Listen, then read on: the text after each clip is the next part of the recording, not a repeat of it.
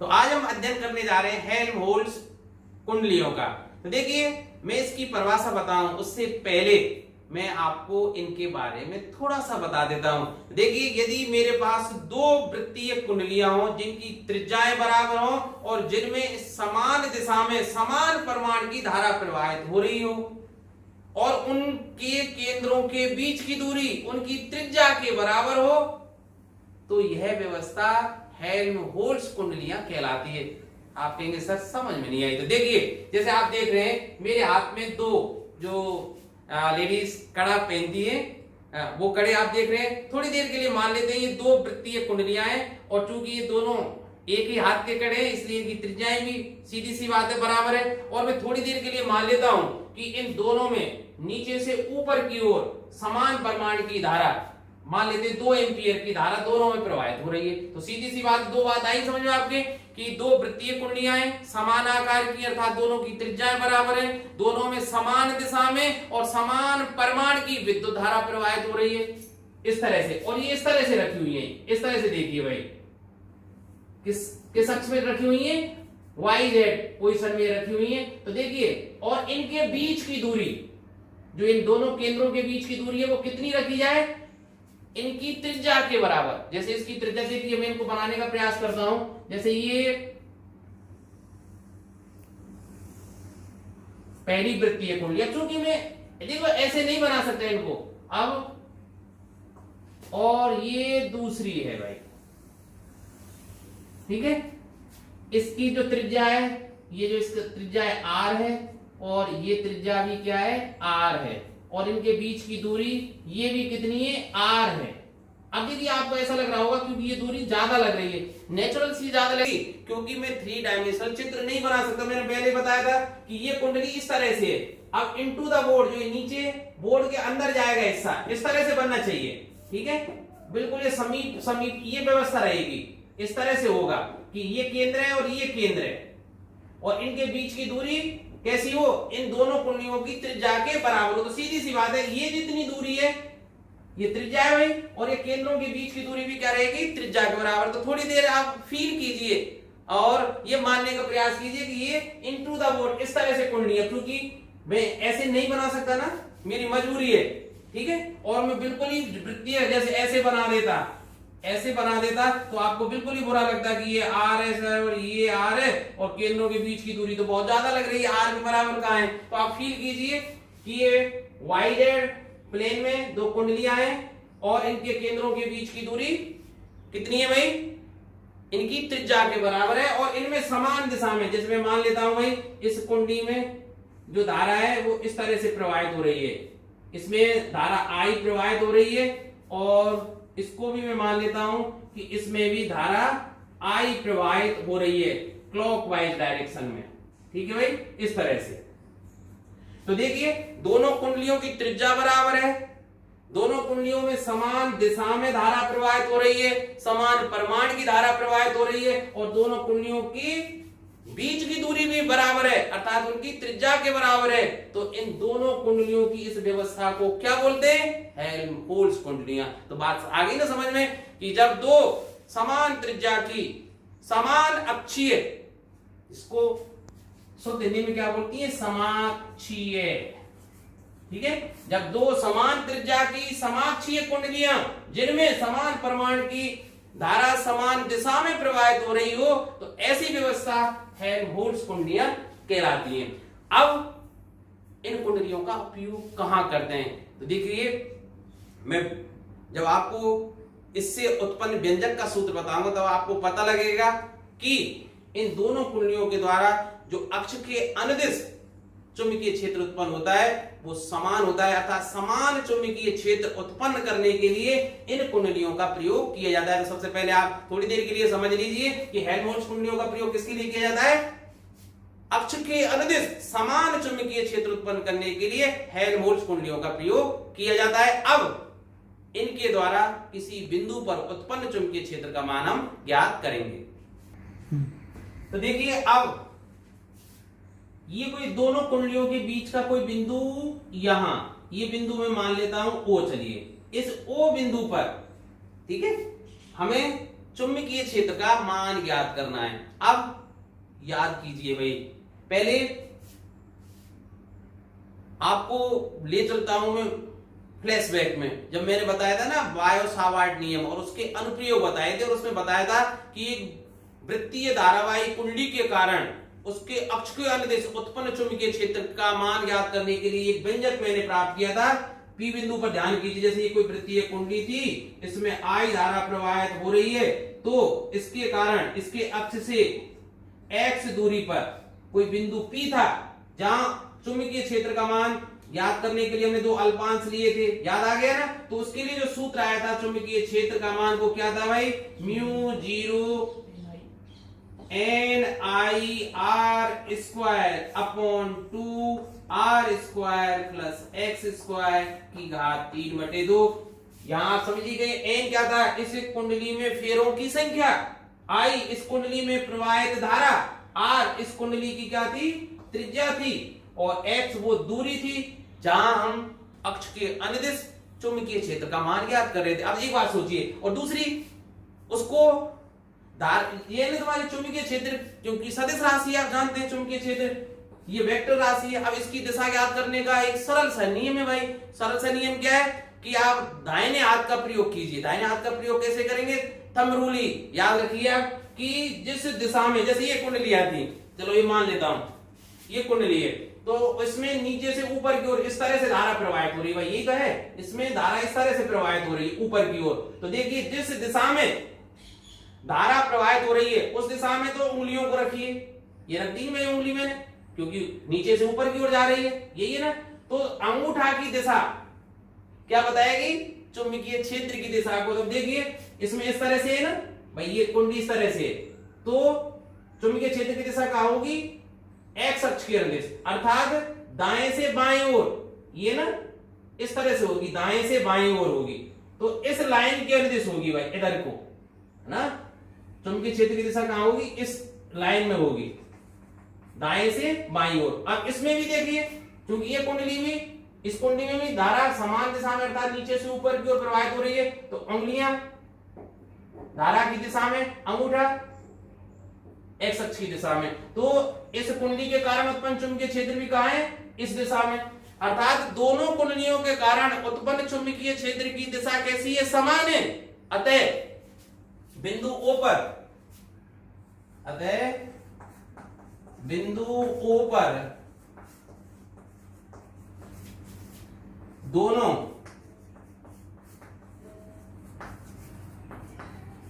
कुंडलियों के कारण उत्पन्न चुंबकीय क्षेत्र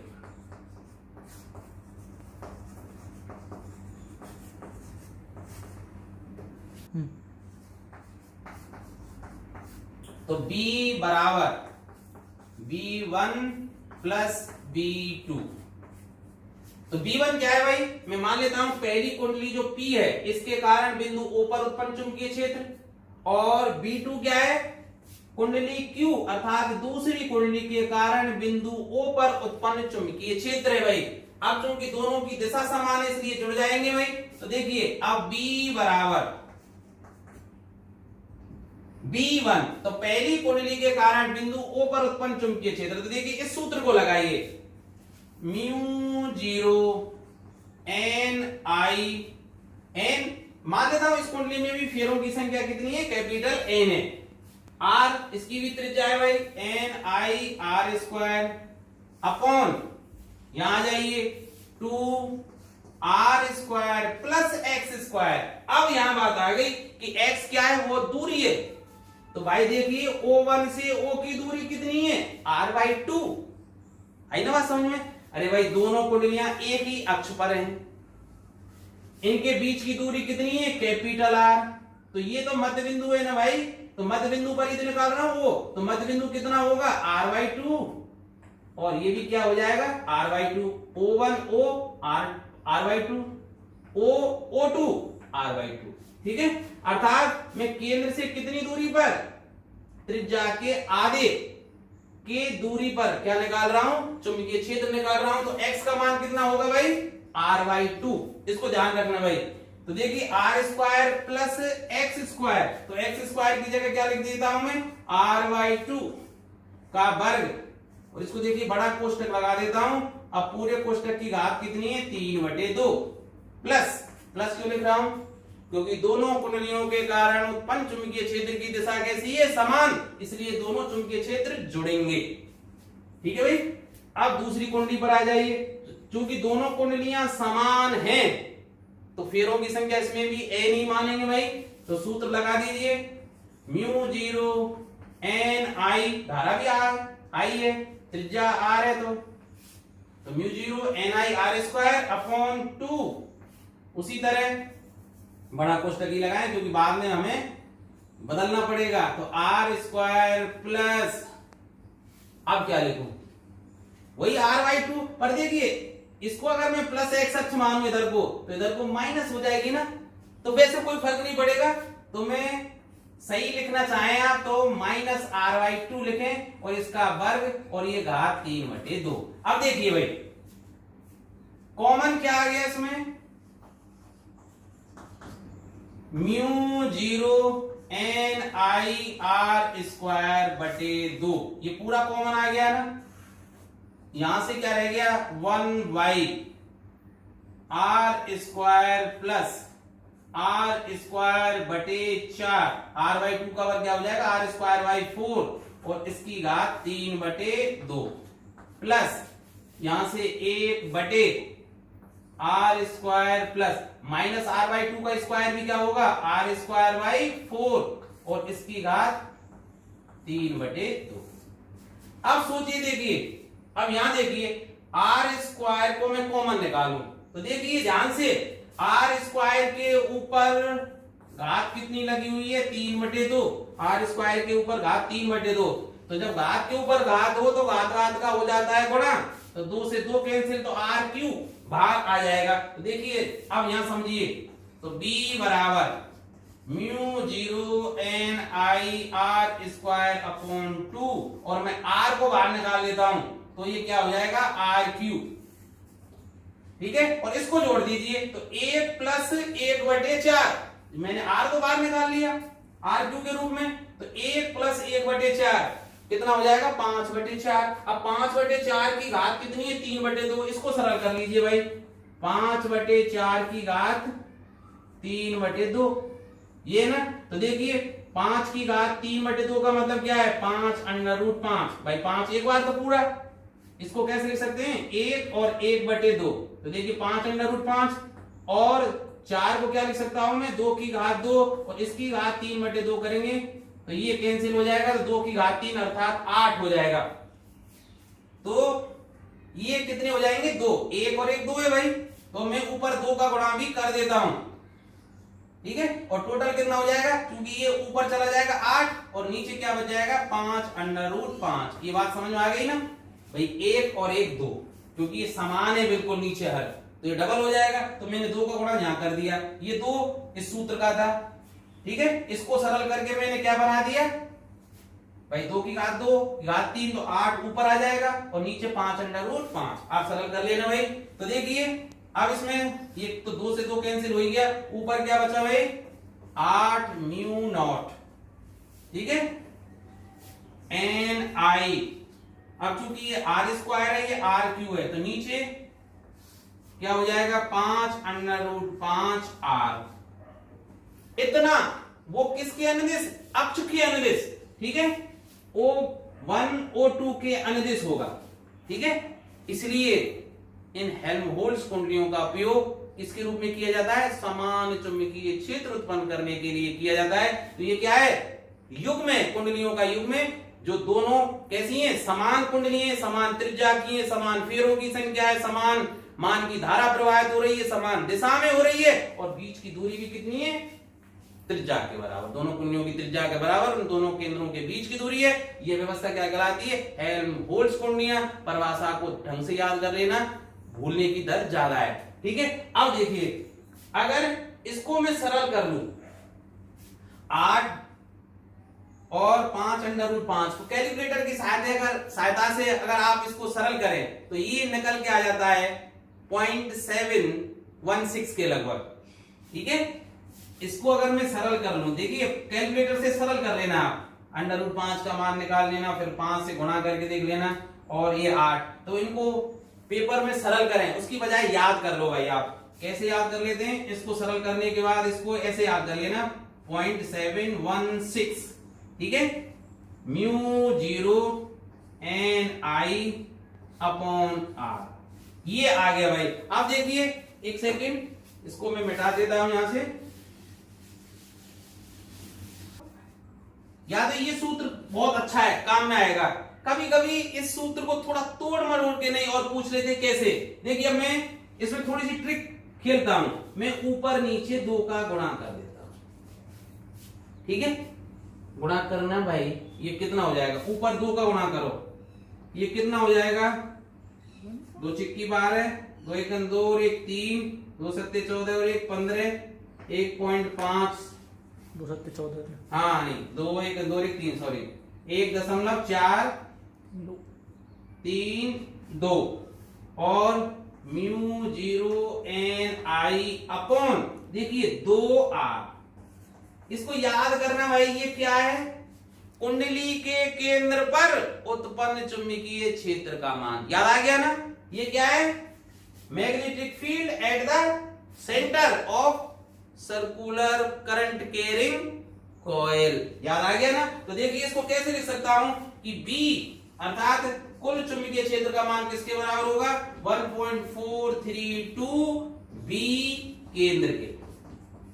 तो ये कभी कभी सिद्ध करवा देता है कि सिद्ध कीजिए हेल्महोल्ट्ज कुंडलियों के लिए कि कुल जो चुंबकीय क्षेत्र का मान है दोनों कुंडलियों के मध्य बिंदु पर वो कितने के बराबर होता है, 1.432 B केंद्र के।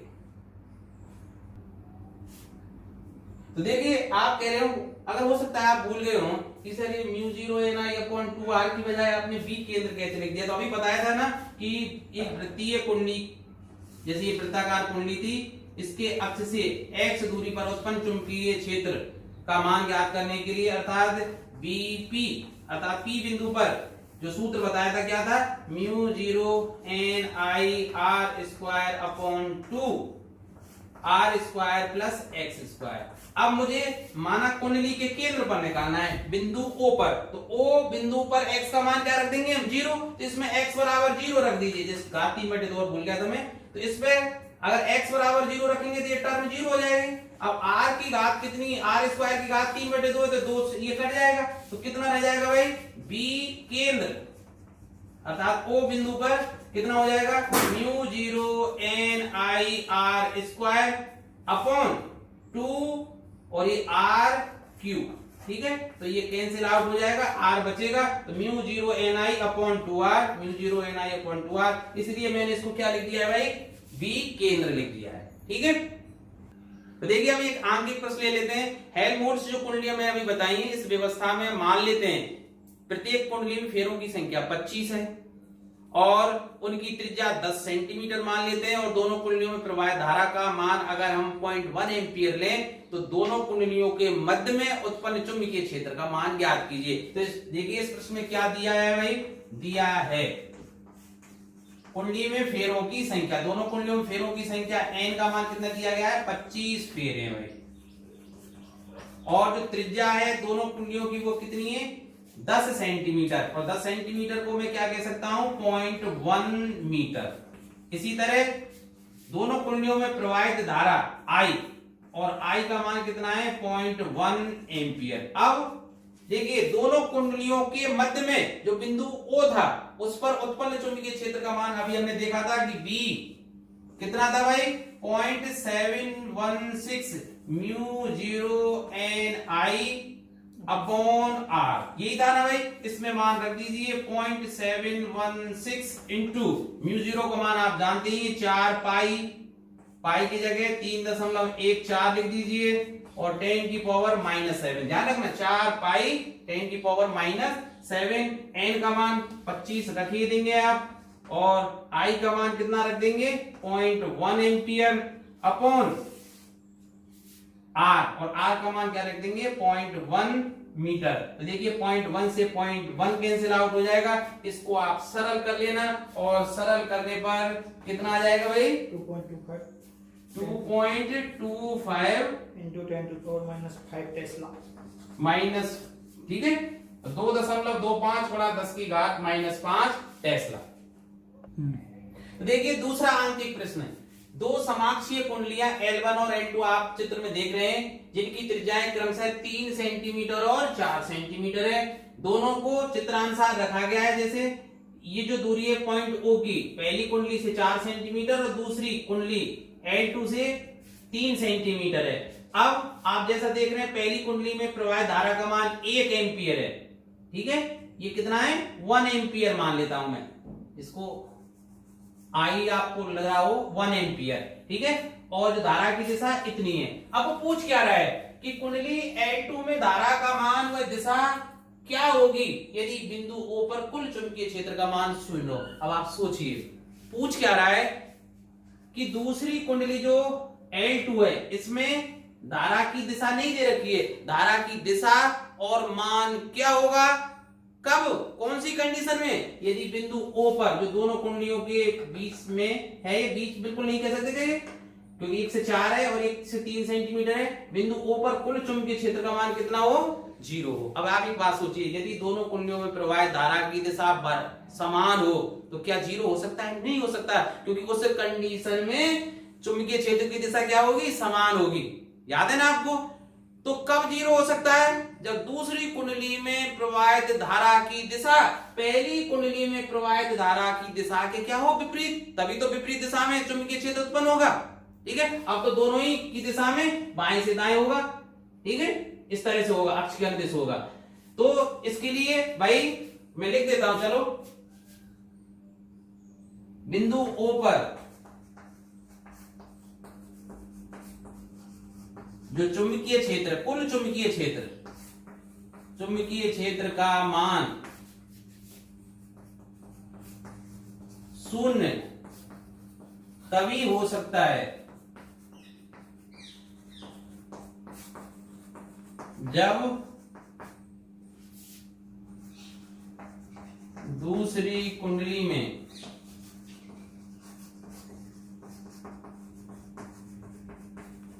प्रवाहित धारा की दिशा पहली के विपरीत हो,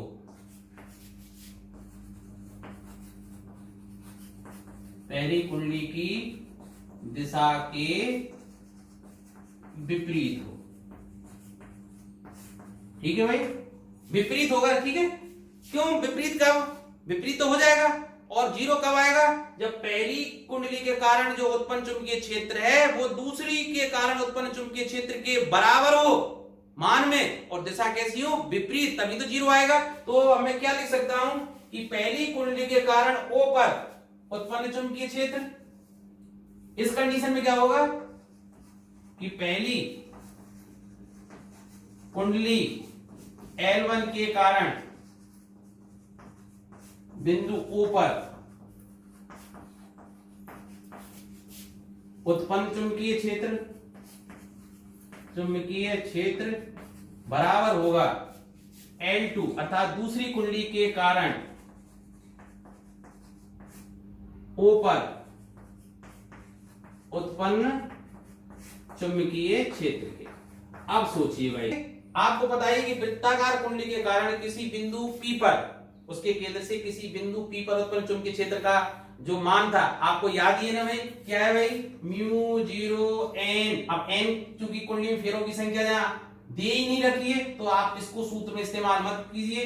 तो μ0 n I1 मान लेता हूं, पहली कुंडली में प्रवाहित धारा R1 स्क्वायर, क्योंकि पहली कुंडली की त्रिज्या में R1 मान लेता हूं, upon 2 R1 square plus X1 square, इसकी घात 3/2। सूत्र याद आ गया है भाई, बराबर दूसरी कुंडली के कारण, तो देखो μ0 n लिखेंगे नहीं, I2 R2 square upon 2 R2 square plus X2 square और होल पावर 3/2। तो देखिए μ0 से μ0 कैंसिल आउट, 2 से 2 कैंसिल आउट। अब मान रख दीजिए, देखिए I1 का मान कितना है, पहली कुंडली में प्रवाहित धारा कितनी है, 1 एम्पियर। तो देखिए मैं 1 लिख देता हूं इंटू R1 स्क्वायर, क्योंकि R1 क्या है 3 सेंटीमीटर, 3 सेंटीमीटर को 0.03 मीटर लिख सकता हूं। तो देखिए 0.03 मीटर का वर्ग बटे, अब यहां आ जाइए भाई, देखिए R1 स्क्वायर, इसका मतलब 0.03 का वर्ग प्लस x1 स्क्वायर, पहली कुंडली से बिंदु O की दूरी कितनी है 4 सेंटीमीटर, और 4 सेंटीमीटर में फिर मीटर बनाऊं तो देखिए 0.04 और इसका वर्ग और होल पावर 3/2 बराबर I2 का मान तो मुझे ज्ञात करना ही है, दिशा तो पहले ही पता लग गया कि इसमें अगर एंटी क्लॉकवाइज है तो इसमें कैसी होगी, क्लॉकवाइज होगी। तो देखिए R2 बताइए 4 सेंटीमीटर, तो R2 स्क्वायर इसका मतलब 0.04 का whole square upon R2 square, इसका मतलब 0.04 का whole square plus x2 square, और x2 का मतलब दूसरी कुंडली से बिंदु O की दूरी वो कितनी है 3 सेंटीमीटर, और 3 सेंटीमीटर मतलब 0.03 और इसका वर्ग और होल पावर 3/2। तो देखिए दोनों में हर को देखिए आप ध्यान से, 0.03 का स्क्वायर प्लस 0.04 का स्क्वायर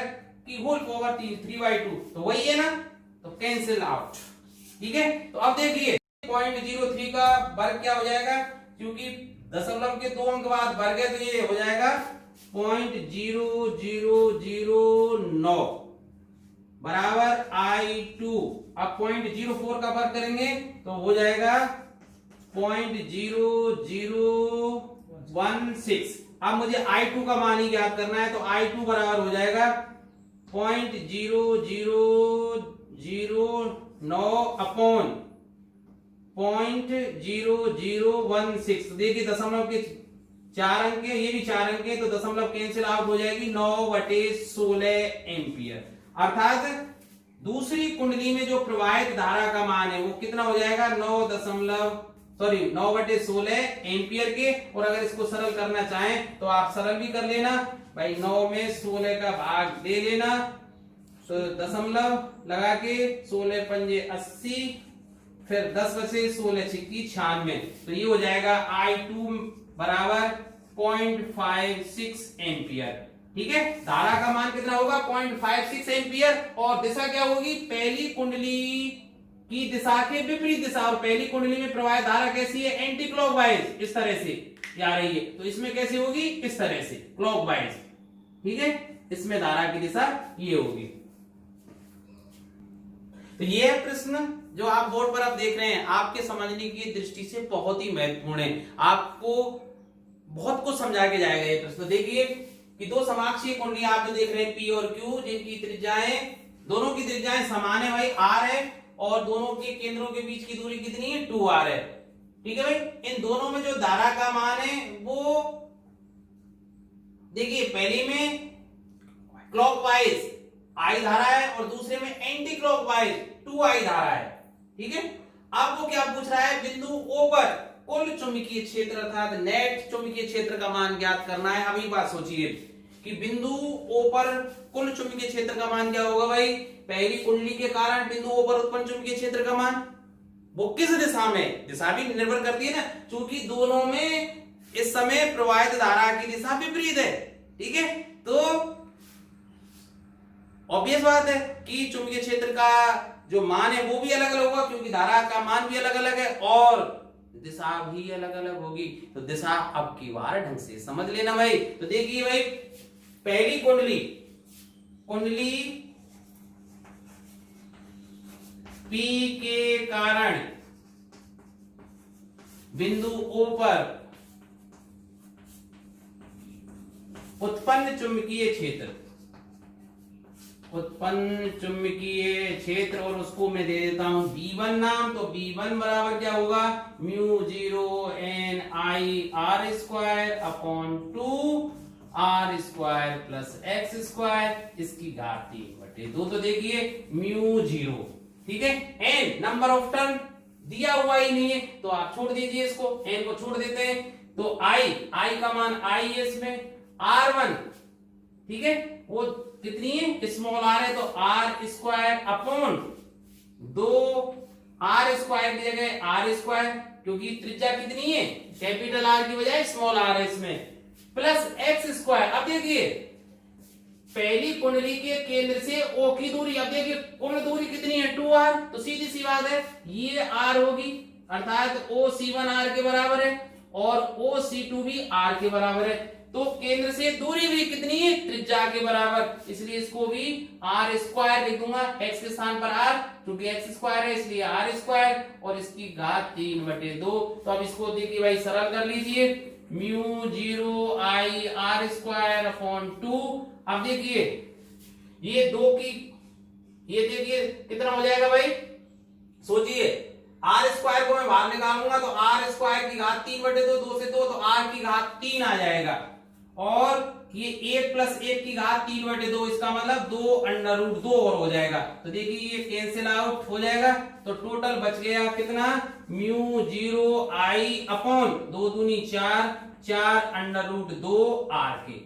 और ये समीकरण 1 में मान लो। अब बात करेंगे इसकी दिशा की। तो देखिए मैं अभी बताया था ना कि देखिए राइट हैंड रूल का सही ढंग से उपयोग सीख लीजिए, इसको आप कैसे भी प्रयोग कर लें। मैंने आपको जो सुविधा हो, राइट हैंड रूल इतना सरल है, आपको जो सुविधा हो उस हिसाब से। हमने क्या पढ़ा था भाई, एक तो ये पढ़ा था कि यदि धारा की दिशा में अंगूठा हो ऊपर की ओर और जिधर उंगलियां मुड़ रही हैं, जैसे यहाँ कोई चालक होता है उसमें धारा इस तरह से प्रवाहित होती, तो अंगूठा धारा की दिशा में, तो जो उंगलियां जिस दिशा में मुड़ रही हैं, जैसे यहाँ इनटू द बोर्ड, तो यहाँ तो क्या होता, पृष्ठ के लंबवत अंदर की ओर, और इसी उंगलियों को अगर मैं घुमा के इस चालक के यहाँ पूछता है इस बिंदु पर इधर की ओर, तो इधर की ओर क्या होता, आउट ऑफ द बोर्ड, यहाँ क्या होता है, आउट ऑफ द बोर्ड। तो बदल गई ना, चालक के इधर इनटू द बोर्ड और इधर आउट ऑफ द बोर्ड। अब आप सर कुंडली में कैसे देखें, कुंडली में धारा क्या है, नीचे से ऊपर की ओर प्रवाहित। तो देखिए मैंने अभी उदाहरण दिया था ना, जैसे ये कुंडली है वृत्ताकार, अब इसमें तो नहीं बता सकते ना ऐसे, इसमें ये वास्तव में कुंडली कैसे रखी हुई है, इस तरह से रखी हुई है, इस तरह से, और इसमें धारा कैसे है भाई, नीचे से ऊपर की ओर। तो देखिए सरल क्या रहेगा कि अपनी उंगलियों को कीजिए धारा की दिशा में, धारा कहां से जा रही है, नीचे से ऊपर की ओर, तो उंगलियों को मैं धारा की दिशा में कर दिया, तो अंगूठा जिधर पॉइंट आउट कर रहा है, किधर पॉइंट आउट कर रहा है, दाएं से बाएं दिशा में, अक्ष के अनुदिश, ठीक है। तो ये क्या होगी, इस चुंबकीय क्षेत्र की दिशा, तो कहां होगी, O से C1 की ओर, ठीक है भाई। तो चुंबकीय क्षेत्र की दिशा कहां होगी, OC1 दिशा में, ठीक है, बात आई ना समझ में, OC1 दिशा में। तो देखिए अब मैं इसको थोड़ा हटा देता हूं। अब नंबर 2 निकालिए भाई, कुंडली Q के कारण बिंदु O पर उत्पन्न चुंबकीय क्षेत्र, और इसको क्या नाम दे देते हैं हम, B2। तो B2 बराबर वही सूत्र होगा भाई, म्यू 0 n तो है ही नहीं, तो I के स्थान पर क्या लिख देता हूं, 2I। तो देखिए 2I r स्क्वायर, तो r भी यहां r ही है भाई, अपॉन 2r स्क्वायर प्लस इसकी त्रिज्या भी r है और केंद्र से बिंदु O की दूरी भी कितनी है, r ही है, तो ये भी r स्क्वायर और इसके घात 3/2। तो ये तो सेम कंडीशन आ गई भाई, mu 0 into 2I r square upon वही कंडीशन आ जाएगी कितनी भाई, 4√2 और ये r3, ठीक है। तो ये कट जाएगा भाई और 2 से ये 2, तो ये कितनी हो गई, म्यू 0I अपॉन ये 2√2 और ये r, ये समीकरण 2 ये बचा ना भाई। तो पहले की तुलना में ये कितना है, दुगना है, क्योंकि यहां धारा कितनी थी, दुगनी थी, इसमें I थी, इसमें 2I थी। अब दिशा कौन सी होगी, देखिए भाई मैंने बताया था ना, धारा की दिशा में उंगलियां कीजिए। अब धारा कहां है, ऊपर से नीचे की ओर, अर्थात अब उंगलियां मुझे कैसे करनी पड़ेगी, यो नीचे से इस तरह से यो करनी पड़ी। अब अंगूठा किधर पॉइंट आउट कर रहा है, बाएं से दाईं ओर, अर्थात किधर से, O से C2 की तरफ, पहले क्या था O से C1 की तरफ, और इसमें O से C2 की तरफ, अर्थात ये किस दिशा में होगा, OC2 दिशा में। इसका मतलब B1 की दिशा और B2 की दिशा, ये B1 था भाई और ये B2 था, इन दोनों की दिशा कैसी है? अपोजिट है। तो नेट जो चुंबकीय क्षेत्र होगा, नेट मैग्नेटिक फील्ड या नेट मैग्नेटिक फ्लक्स या नेट इंडक्शन, मैग्नेटिक इंडक्शन, वो कितना होगा? इन दोनों के योग के। तो देखो B बराबर, अब ज्यादा कौन सा है भाई? क्योंकि विपरीत दिशा घटानी पड़ेंगी, यहां बटे 4 है, यहां बटे 2 है, तो सीधी सी बात है ये दुगना है इसकी तुलना में, तो ये ज्यादा है, तो क्या लिखूं भाई मैं? B2 माइनस B1, ठीक है। तो बराबर लिख दीजिए mu 0 I upon 2 under root 2R minus mu 0 I upon 4 under root 2R के। अब देखिए इनको घटा लेते हैं। देखिए अंश बराबर है, पर चलिए अंश बराबर करने से कोई फायदा नहीं होता, हर बराबर कर लेते हैं। वो मैंने वैसे ही काटा था, उसको नहीं काटते तो अच्छा रहता। ये 2 रहे थे तो देखिए 2 ऊपर गुणा कर लेते, जहां 2 था ना, तो 2 काटो मत आप, 2I रहने देते, तो ये कितना रहता? 4, ये 4 का 4 रहता। तो अब दोनों हर बराबर है, तो सीधी सी बात है 4 अंडर रूट R, तो नीचे आ जाता भाई, तो नेट मैग्नेटिक फील्ड कितना आ जाता? 4 अंडर रूट 2R, ये तो हर आ जाता। ऊपर क्या बचता? 2 म्यू 0 I में से 1 म्यू 0 I गया, तो क्या बचता? म्यू 0 I, ठीक है। इतना नेट मैग्नेटिक फील्ड आएगा, पर किस दिशा में होगा?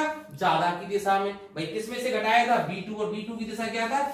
OC2 दिशा में, ठीक है भाई। जो नेट मैग्नेटिक किस दिशा में होगा? OC2 की दिशा में, अर्थात बाएं से दाएं तरफ, इस दिशा में होगा, ठीक है। और मान इतना होगा। तो अब आशा है आपकी समझ में डायरेक्शन आ गई होगी। देखिए यह प्रश्न भी बहुत अच्छा है। दो समान और समाक्षीय कुंडलियां जिनकी त्रिज्याएं 0.2 मीटर था, दोनों कुंडलियों की त्रिज्या कितनी है? 0.2 मीटर है। प्रत्येक में फेरों की संख्या 30 है, एक दूसरे से 0.2 मीटर की दूरी पर है, तो सीधी सी बात है दोनों कुंडलियां समाक्षीय, समान मान की धाराएं प्रवाहित हो रही हैं। क्योंकि धारा का मान भी कितना है? 0.6 एम्पियर आगे जाके, तो ये कौन सी कुंडलियां हैं? हेल्महोल्ट्ज कुंडलियां। बात आई समझ में? तो भाई अब वो पूछ क्या रहा है, ये प्रश्न थोड़ा सा अलग है। पूछ क्या रहा है भाई? दोनों कुंडलियों के केंद्र पर चुंबकीय क्षेत्र का मान क्या होगा यदि 0.6 एम्पियर मान की धारा समान दिशा में प्रवाहित हो या परस्पर विपरीत दिशा में प्रवाहित हो रही हो। तो थोड़ा सा इस सवाल को समझने का प्रयास कीजिए। देखिए दो कुंडलियां हैं, किस तरह से भाई, ये कुंडली है और ये कुंडली है, समान कुंडलियां हैं, दोनों के केंद्रों के बीच की दूरी 0.2 मीटर है भाई, ठीक है, और त्रिज्या भी दोनों की 0.2 मीटर है, और दोनों में 0.6, एक बार तो समान दिशा में हो रही है भाई, चलो इस दिशा मान लेते हैं 0.6 मीटर, सॉरी 0.6 एम्पियर मान की धारा, इसमें भी 0.6 एम्पियर मान की धारा प्रवाहित हो रही है। तो देखिए प्रश्न क्या पूछ रहा है, दोनों कुंडलियों के केंद्र, इसका केंद्र में C1 मान लेता हूं, इसका C2। तो देखिए इस कुंडली के केंद्र पर कुल चुंबकीय क्षेत्र का मान कैसे होगा, सोचिए भाई, और वो दोनों कुंडलियों की पूछ रहा है, एक का निकाल लीजिए, वही मान दोनों का होगा, क्योंकि दोनों कुंडलियों की दशा कैसी है, समान है। अब सोचिए दो कंडीशन होंगी, पहला था क्या है कि इस कुंडली में, इस कुंडली की बात करें, पहली कुंडली की, इस कुंडली के स्वयं में प्रवाहित धारा के कारण केंद्र पर उत्पन्न चुंबकीय क्षेत्र का मान होगा। इसी तरह इसमें भी निकालेंगे भाई, सीधी सी बात है, आपने पढ़ा था ना, कुंडली में प्रवाहित धारा, वृत्ताकार कुंडली में प्रवाहित धारा के कारण कुंडली के केंद्र पर उत्पन्न चुंबकीय क्षेत्र का मान, तो दोनों कुंडलियों के केंद्र पर चुंबकीय क्षेत्र का मान निकालेंगे, किसके कारण, स्वयं में प्रवाहित धारा के कारण।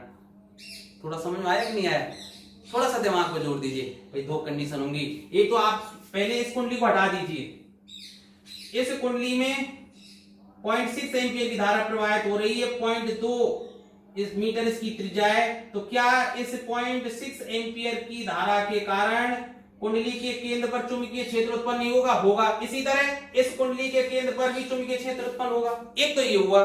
दूसरा, आप सोचिए इस कुंडली के केंद्र पर उत्पन्न कुल चुंबकीय क्षेत्र का मान कैसे निकालूंगा, इसके स्वयं की धारा के कारण केंद्र पर उत्पन्न चुंबकीय क्षेत्र प्लस इस कुंडली में प्रवाहित धारा के कारण केंद्र पर उत्पन्न चुंबकीय क्षेत्र का मान, और दोनों को हम जोड़ेंगे, घटाएंगे, वो धारा की दिशा पे। तो सबसे पहले देखिए मैं क्या निकालता हूं, नंबर 1, दोनों कुंडलियों, ध्यान से समझना भाई सवाल को, दोनों कुंडलियों में स्वयं की धारा के कारण केंद्र पर उत्पन्न चुंबकीय क्षेत्र, ये दोनों में उत्पन्न होगा। ठीक है, अलग अलग क्यों नहीं निकाल रहा हूं कि दोनों कुंडलियों में वही मान आएगा, दोनों की त्रिज्या बराबर है, दोनों में धारा बराबर है। ठीक है भाई, और वो कितना होता है, V सेंटर, हम जानते हैं V केंद्र कितना होता है भाई, μ0 n I अपॉन 2r, यही होता है ना। तो देखिए μ0 का मान आप जानते हैं 4 पाई गुणा 10 की घात -7 इंटू n, कुंडली में फेरों की संख्या कितनी है 30, I का मान कितना है 0.6 अपॉन 2 और R का मान कितना है 0.2। ठीक है, इसको सरल कर लीजिए भाई, तो B एट सेंटर, B केंद्र कितना आ जाएगा भाई, दोनों कुंडलियों के लिए भाई ये मान 4 गुणा 3.14 गुणा 10 की घात -7 और 30 गुणा, ये दशमलव से दशमलव कट जाएगा भाई, तो देखिए ये 3 और ये कितना हो जाएगा 15, तो सीधे सीधे मैं इसको क्या लिख देता हूं 45, और इसको गुणा कर लीजिए, 45 चौका 180 हो जाएंगे, और पूरा इसको सरल ही कर लीजिए, और ये कुछ आ जाएगा 5 पॉइंट कितना है भाई कैलकुलेट, कितना 5.65 गुणा 10 की घात -5 आ जाएगा भाई, और ये टेस्ला, इतने टेस्ला आ जाएगा। ये क्या है, दोनों कुंडलियों के केंद्रों पर था, C1 पर भी इतना होगा और C2 पर भी इतना ही होगा, 5.65 गुणा 10 की घात -5 टेस्ला, वो स्वयं की धारा के कारण है, अर्थात इस कुंडली को हटा दीजिए तो स्वयं की धारा के कारण इसके केंद्र पर भी इतना चुंबकीय क्षेत्र, और इसको हटा दें तो इसके केंद्र पर भी इतना चुंबकीय क्षेत्र उत्पन्न हुआ। ठीक है भाई, अब दूसरी बात पर आइए, किसी एक कुंडली को ले लीजिए भाई, दोनों पे वही काम हो रहा है ना, तो किसी एक कुंडली पर, किसी एक कुंडली के केंद्र पर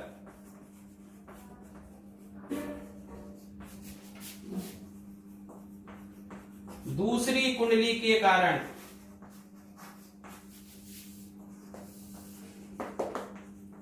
उत्पन्न चुंबकीय क्षेत्र, उत्पन्न चुंबकीय क्षेत्र, वो कितना आ जाएगा, इसको मैं B मान लेता हूं भाई, BP मान लेता हूं, चलो वैसे वो कितना हो जाएगा μ0 n I r square upon 2r square plus x square और उसकी घात 3/2, यही सूत्र है ना भाई। तो देखिए भाई, मैं मान लेता हूं कि पहली कुंडली पे, वो तो दोनों के लिए, पहली कुंडली के केंद्र पर इस कुंडली के कारण कितना चुंबकीय क्षेत्र होगा, तो देखिए μ0 4 गुणा 3.14 गुणा 10 की घात -7, ये होता है ना 4 पाई गुणा 10 की घात -7, n का मान कितना है 30 फेरे है भाई, I का मान कितना है 0.6, R का मान कितना है 0.2 अपॉन 2, R स्क्वायर कितना है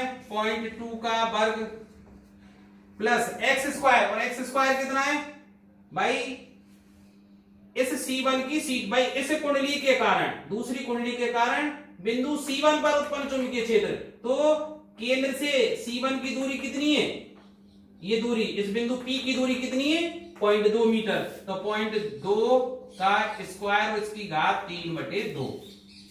ठीक है, यही हो जाएगा ना, और इसको आप सरल करेंगे तो वो आ जाएगा, कितना आ जाएगा भाई, इसको भी सरल कर ले लो इसी तरह से, हाँ भाई जैसे आता है ना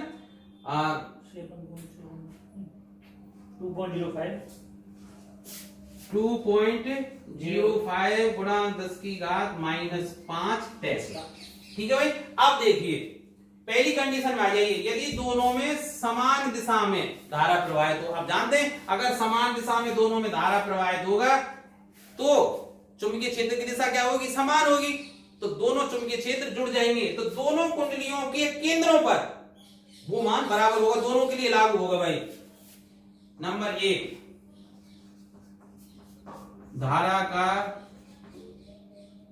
धारा की दिशा समान होने पर दोनों कुंडलियों के केंद्र पर उत्पन्न चुंबकीय क्षेत्र क्या हो जाएगा, इन दोनों का मान जुड़ जाएगा, अर्थात 5.65 गुणा 10 की घात -5 प्लस 2.05 गुणा 10 की घात -5 और ये हो जाएगा 7.7 5 और 2 7, तो 7.7 10 की पावर -5 टेस्ला। ये दोनों कुंडलियों, तो ये प्रश्न पहला आंसर आ गया कि पहली कुंडली के केंद्र पर भी 7.7 10 की पावर -5 टेस्ला और दूसरी के, ठीक है भाई। क्यों आया, क्योंकि पहली कुंडली के केंद्र पर स्वयं के कारण उत्पन्न चुंबकीय क्षेत्र इतना, पहली के केंद्र पर दूसरी कुंडली के कारण और दूसरी के केंद्र पर पहली कुंडली के कारण उत्पन्न चुंबकीय क्षेत्र 2.05 गुणा 10 की घात -5 टेस्ला, दोनों एड अप हो गए। दूसरी कंडीशन क्या है, धारा अगर विपरीत दिशा में, एक में क्लॉकवाइज दूसरी में एंटी क्लॉकवाइज हो, तो क्या हो जाता है, चुंबकीय क्षेत्र का मान विपरीत दिशा में होने के कारण घट जाएगा। तो अब ज्यादा कौन है भाई, केंद्र वाला ज्यादा है, तो ये घट जाएगा। धारा की दिशा विपरीत होने पर